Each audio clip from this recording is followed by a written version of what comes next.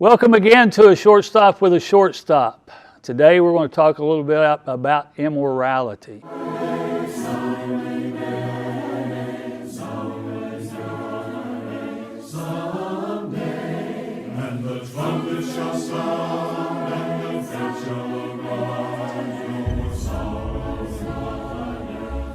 When I played baseball, we used to go into Chicago, and whenever you were in the on-deck circle, the fans were really close to you, and sometimes they can say some of the awfulest stuff in the world that you would ever hear. We'd go into Philadelphia and New York, and sometimes those fans, they would know your wife's name, they would know your kids' names, they would know their birthdays, and they could say some of the most immoral things to you while you're in the on-deck circle that you've ever heard in your life. I'm not saying that fans shouldn't be able to cheer and have a good time at games, but sometimes you can take it a little bit too far. But yeah, I don't know whether you remember a guy by the name of Ron Artest or not that played professional basketball. Well, sometimes they would say something to him, but he would go up in the stands after him and literally fight him right there in the gym. But that's not what we want to do. We don't want to be immoral in any way, form, or fashion. Today, if we look at our world today, immorality is kind of raging out of control.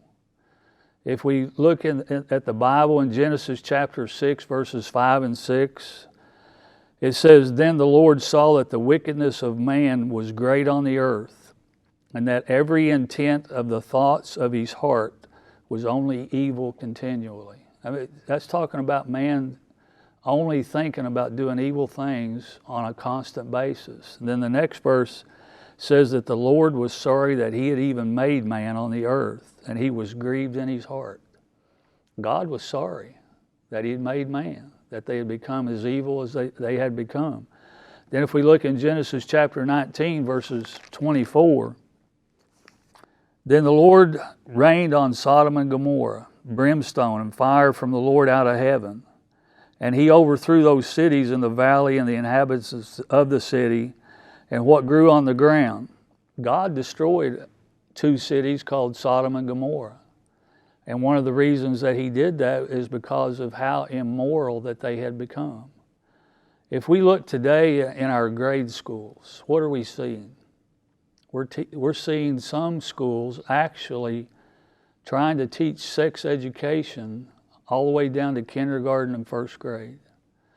And I'd like to say, parents, you need to be involved in your child's education.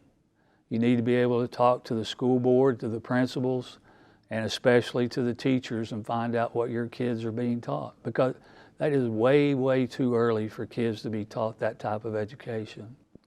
Let me ask you all a question.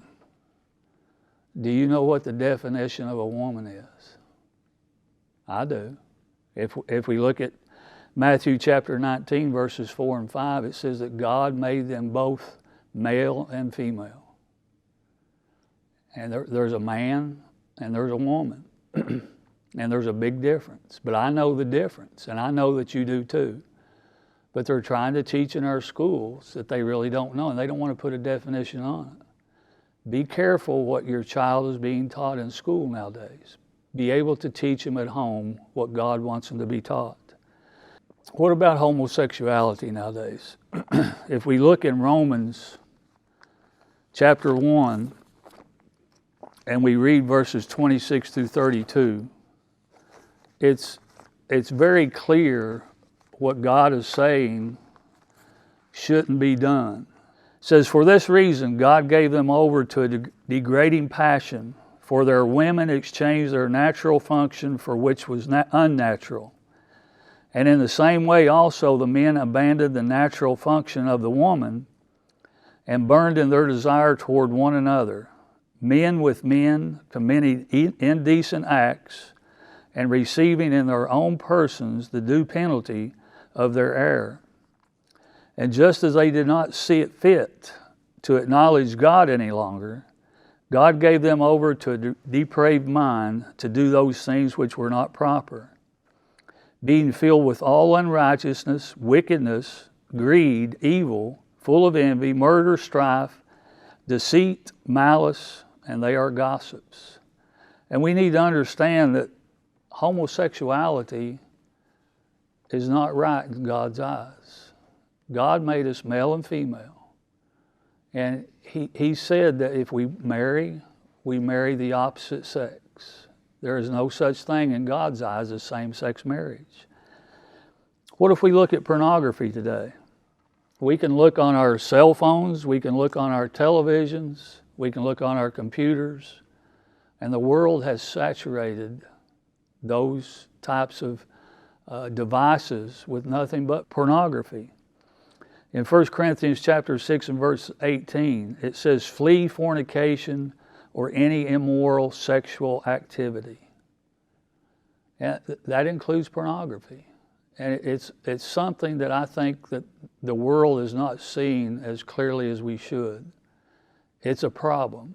It's becoming a big problem. And it's even becoming a bigger problem from what I understand on the women's side. God always also tells us to stay away from corrupt and impure and unholy thoughts in Philippians chapter 4 and verse 7 and 8. And one of the ways that we do that is to read the Bible and understand what God's thoughts are, and then try to act accordingly. But God also says this in 1 Corinthians chapter 10 and verse 13. He says we're going to be tempted. He says there's not going to be anything put in front of us that we can't bear. But he also goes one step farther. He says he's going to give us a way of escape. Immorality is in the world. Let's not be like Sodom and Gomorrah. Let's try to overcome the immorality to the best of our ability by being what God wants us to be. Thank you again for being with a shortstop.